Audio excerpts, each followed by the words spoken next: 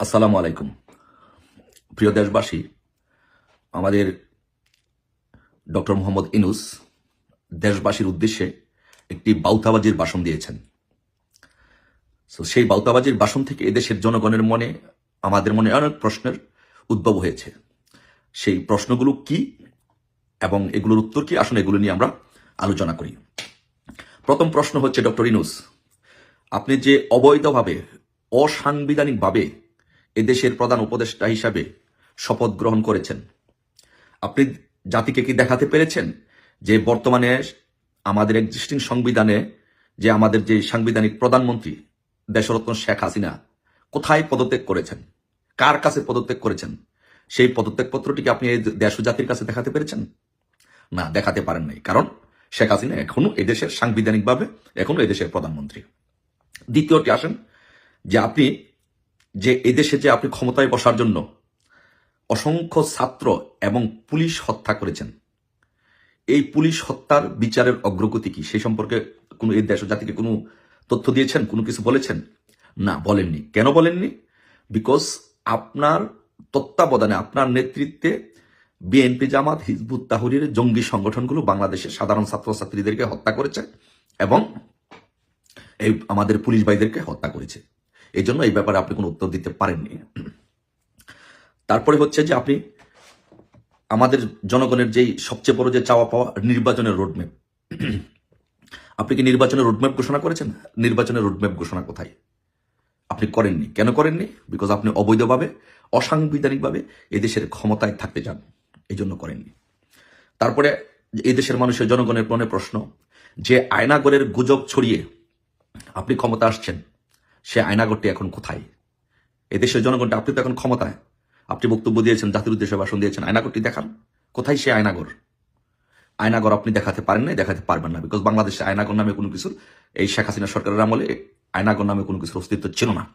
But এখন আপনি যেটি করছেন, যে সেটি হচ্ছে একটি আয়নাগর বানানোর জন্য সারা বাংলাদেশে কবর থেকে লাশ চুরি হচ্ছে, লাশের কঙ্কাল চুরি হচ্ছে। কেন চুরি হচ্ছে? এই লাশের কঙ্কাল দিয়ে আপনি একটি আয়নাগর বানিয়ে দেশ ও জাতির সামনে উপস্থাপন করতে চান। প্রিয় দেশবাসী, আপনাদের সবার সজাগ দৃষ্টি রাখতে হবে, কবর পাহারা দিতে হবে, কবর থেকে যেন কোনো লাশ উত্তোলন করতে না পারে, কবর থেকে যেন কোনো কঙ্কাল চুরি না করতে পারে। ডক্টর ইউনূস কিন্তু এই কাজটি করাচ্ছে।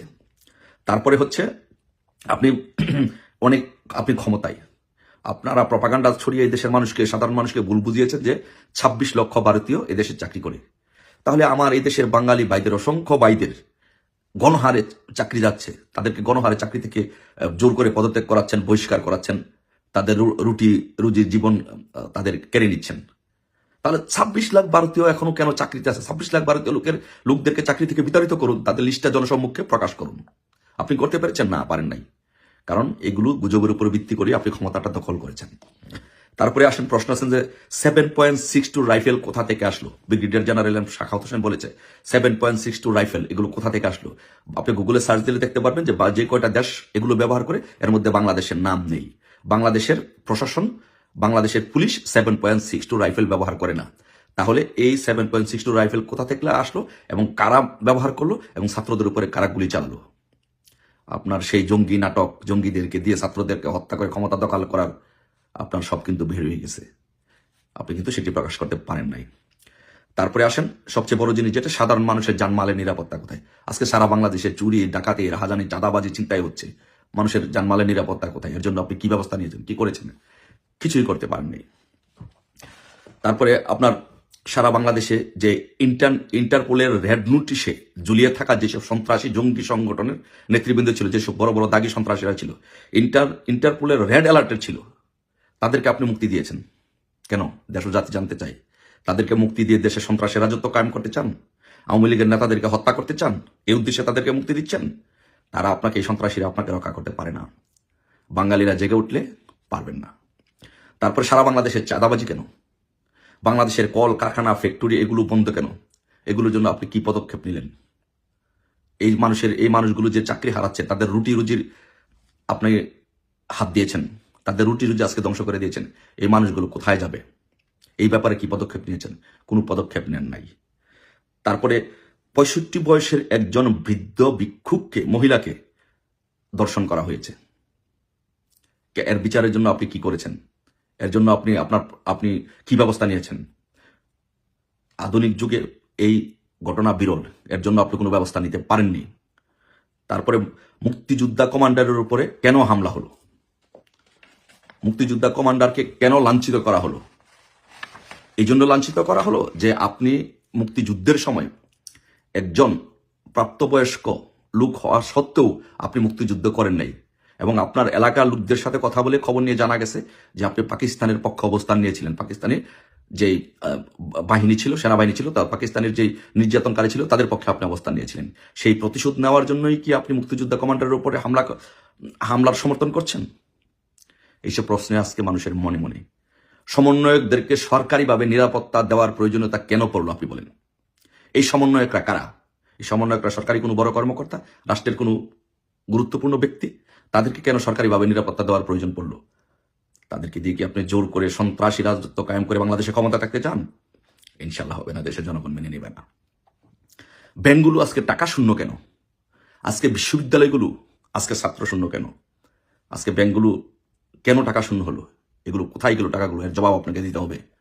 বিশ্ববিদ্যালয় এখনো খুলে দিচ্ছেন না কেন? সাধারণ ছাত্রছাত্রীদেরকে জীবনকে ধ্বংস করছেন কেন? অচিরে বিশ্ববিদ্যালয় খুলে দিন।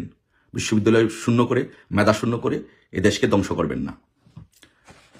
আজকে এই স্বাধীনতা শূন্য দেশ, টাকা শূন্য ব্যাংক এবং ছাত্রছাত্রী শূন্য বিশ্ববিদ্যালয়, এই দেশের ভবিষ্যৎ কোথায়? এ দেশ কোথায় যাবে? আমার এই সোনার বাংলাদেশ কোথায় যাবে? সোনার বাংলাদেশ কি ধ্বংস হয়ে যাবে? না। ডক্টর ইউনূস সাহেব, আপনি সুদের ব্যবসা ভালো বোঝেন, তাতে আমাদের বিন্দুমাত্র কোনো সন্দেহ নেই, কিন্তু দেশ পরিচালনায় আপনি 100% ব্যর্থ। আপনার কোনো যোগ্যতা নেই দেশ পরিচালনার জন্য, এবং সাংবিধানিকভাবে আপনার কোনো বৈধতা নেই, এর ভিত্তি নেই। তাই আপনাকে আমরা এই দেশকে ধ্বংস হতে দিতে পারি না। আমাদের এই দেশমাতৃকা, আমাদের এই মাতৃভূমি, আমাদের এই প্রাণের বাংলাদেশ আমরা ধ্বংস হতে দিতে পারি না। তাই আমি আমার বাংলাদেশের সমস্ত ছাত্র জনতা, বাংলাদেশ আওয়ামী লীগ, যুবলীগ, ছাত্রলীগ, স্বেচ্ছাসেবী লীগ, কৃষক লীগ, যুব মহিলা লীগ সহ মুক্তিযুদ্ধের সপক্ষের শক্তির যত সংগঠন আছে সবাইকে আমি অনুরোধ করব, সাধারণ ছাত্রছাত্রীদেরকে, তরুণ যুবকদেরকে অনুরোধ করব, গড়ে গড়ে লগি বৈঠা তৈরি করুন। আজকে থেকে গড়ে গড়ে লগি বৈঠা তৈরি করুন।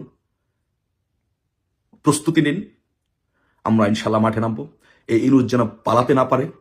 এই ইনুসকে বাংলার মাটিতে আমরা এই দেশ ধ্বংসের জন্য তার বিচারে বাংলার মাটিতে আমরা করব। সবাই ঘরে ঘরে লগি বৈঠা তৈরি করুন। প্রস্তুতি নিন।